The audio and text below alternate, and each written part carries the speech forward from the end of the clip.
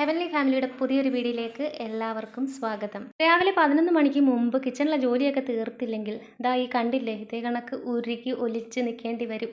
അപ്പോൾ ദാ ഇന്നത്തെ നമ്മുടെ താരം ഈ കരിമീനാണ്.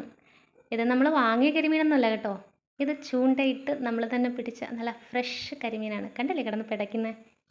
ഈ കാണുന്ന കരിമീനൊക്കെ ചൂണ്ടയിട്ട് പിടിച്ചത് എൻ്റെ സ്വന്തം കെട്ടിയനാണ്. മീൻ പിടിക്കാൻ അറിഞ്ഞുകൂടാത്ത ആളാണ് ഇത്ര മീൻ പിടിച്ചതെന്ന് പറഞ്ഞാൽ നിങ്ങളൊക്കെ വിശ്വസിക്കുമോ? എന്നാൽ വിശ്വസിച്ചേ പറ്റൂ. അതെ, ഈ ചൂണ്ടയിട്ട് മീൻ പിടിക്കുന്ന കുറേ വീഡിയോസ് കുത്തിയിരുന്ന് കണ്ടിട്ട് അതുപോലെ സ്വന്തമായിട്ട് മീൻ പിടിക്കണമെന്ന് ആഗ്രഹം കയറി ജോസേട്ടൻ ചൂണ്ടയൊക്കെ വാങ്ങി സെറ്റ് ചെയ്ത് ജോലിയില്ലാത്ത ദിവസങ്ങളിൽ ചൂണ്ടയിടാൻ പോക്കൊരു ഹോബിയാക്കി മാറ്റി.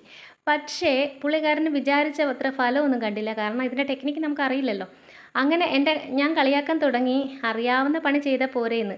അപ്പോൾ അതൊരു വാശിയായി. ഇതിനെക്കുറിച്ച് റിസർച്ച് ചെയ്ത് ഇത് എങ്ങനെയാണെന്നൊക്കെ കണ്ടുപിടിച്ച് അവസാനം അതങ്ങ് സക്സസ് ആയി. കണ്ടില്ലേ, നല്ല ക്വാണ്ടിറ്റിയിൽ നല്ല വലിപ്പമുള്ള കരിമീനൊക്കെ കിട്ടാൻ തുടങ്ങി.